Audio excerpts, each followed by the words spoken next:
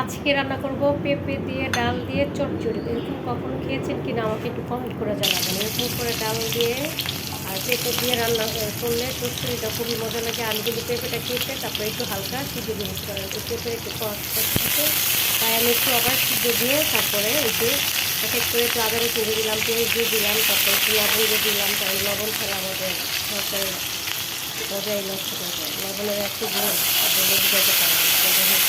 এই যে লবণ দিয়ে ভালো করে একটু কষাই নিলাম, কষাই নিয়ে তারপরে এই যে এক এক করে হলুদ মশলা দিয়ে তারপরে এই যে ওখানে যে হলুদ দিয়ে দিলাম, তারপরে একটু মরিচের গুঁড়া দিব, যাতে একটু চচ্চড়ি আর বেশি দিলে যেন হলুদ খারাপ কথা লাগে, তারপরে সুন্দর সুন্দর লাগে।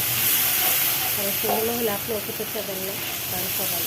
এখন আমি যে ডালটা দিয়ে দিলাম, তো ডালটা দিয়ে ভালোভাবে একটু কষাতে হবে। তারপরে আপনার এক করে এখন দিয়ে দিব আপনার ইয়াটা কী যেন ভুলে যাই, যদি মিক্সি করে করতে হবে, বুঝছেন?